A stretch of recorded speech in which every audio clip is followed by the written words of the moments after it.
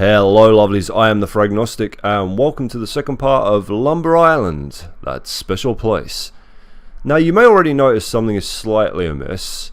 Fraggers, you big fanny, you're probably saying at the screen. This is a let's slay, remember? You big fucking fanny. Well, you're half right, you mouthy shite rag. It was a let's slay, but the entirety of the remaining footage was lost in the great hard drive tragedy of last week, as detailed in the last channel update. It really was a extinction level event. Let's name it. There you go, second competition of the night. I have a copy of Necrovision and its sequel, Lost Company, to give away to the best naming of this senselessly dark day in Fragnostic history. Hard Drive Holocaust? The Day the Snarking Died? You write an entire American Pie style song about it if you like.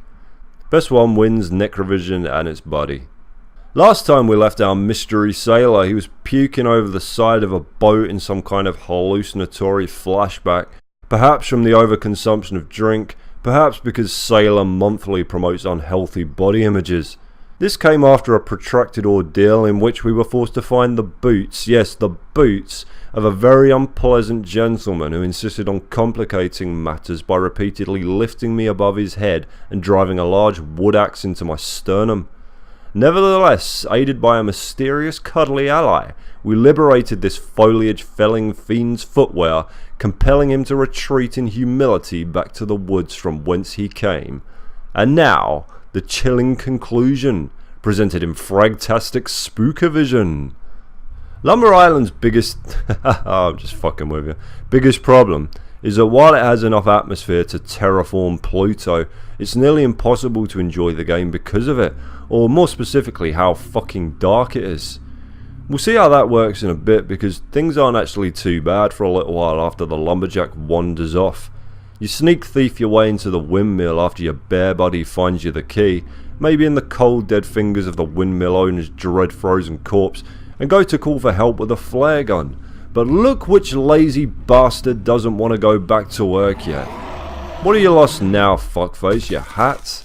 The game throws us another troubling flashback where the situation has escalated beyond mere seasickness. A woman is dead, and your fellow seafarer seems concerned about how this might reflect on him back on land. He suggests you rest while he figures out what to do. Woo, which world is real and which is the dream? Could this be connected to the bear's gift of crowbars and morbid dead wife themed poetry? Is this all a diabolical scheme to conquer the shores of man, engineered by the most nefarious mind in all the seas, Gilbert E. Gills, known to his enemies as Gillstreak? We'll have to wait to find out, as something immediately more troubling demands our attention. After awakening in a darkened study, you poke your way through the hideously decorated hallway to a small room, empty but for a circular crest on a corner table.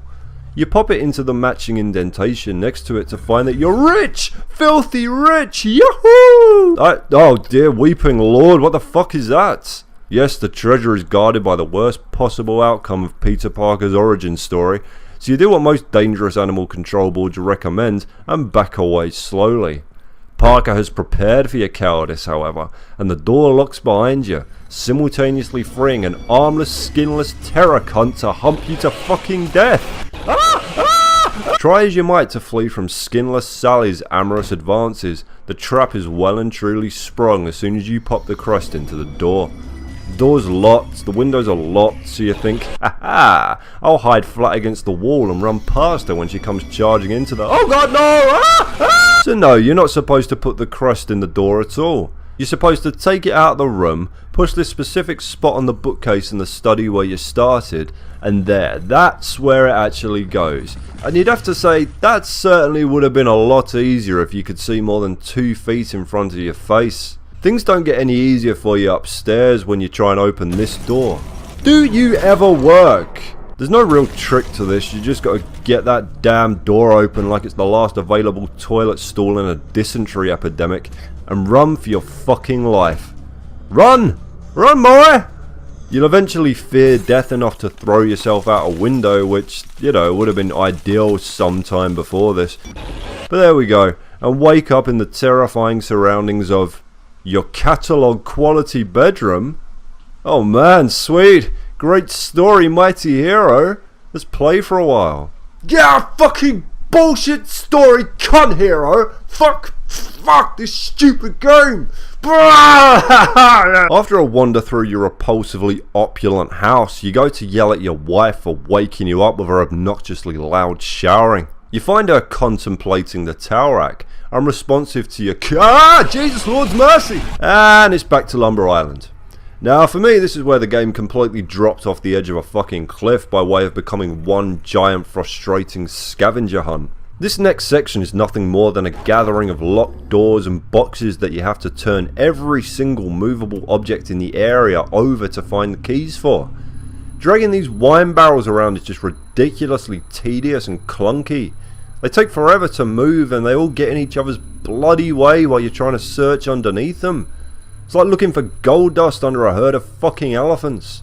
Finally you unlock the last door and escape to another flashback, which by this point is really just a bar fight told one punch at a time, and wake up in the library, which has you pulling every bloody book off of every bloody shelf, searching for these ludicrous barely visible indents to help you open another secret passage, which drops you into the final part of the game. Here's where you find that Lumber Island is actually some sort of scientific facility for a monstrous Lovecraftian tumour that possesses harmful psychic powers.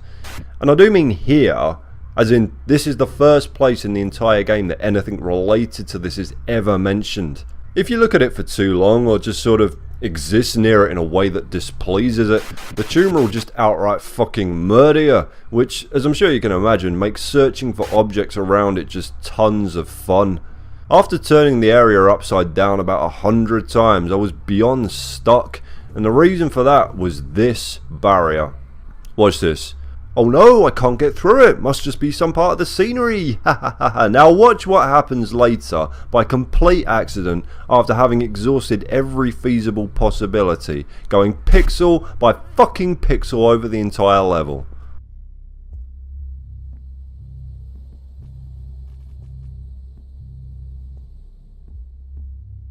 There's your solution. You just have to blindly run into it until it takes pity on you and falls over. Are there words? Are there? I really don't know. Right, third competition of the evening. Describe this with words. Describe this situation. Find the words for me, and the most poetically savage will win a copy of Craven Manor and Montague's Mount. So, after Lumber Island deems you close enough to brain death to progress, it's a straight run through to sabotage the boilers and blow the entire fucking place sky high. But wait, ever get the feeling that you're being followed? Whoa, there you go, Lumpy. Got what you wanted. No more work. Put it down, Lumpy. Put it... You're such a dick, Lumpy. Predictably, you find that it was you that stabbed your wife to death. Why? Well, that's really for the Coast Guard to beat out of you, isn't it? Nothing to do now but stare at the horizon and wait for merciless justice to arrive like so much... Hang on. What's this? Arson Bear! I knew you wouldn't let me down, buddy. She's dead, Arson Bear. It's done. We can finally be together. What's that? Oh, I don't know. The Bahamas, maybe? Aruba? We can decide later, Arson Bear. We got time. All the time in the world.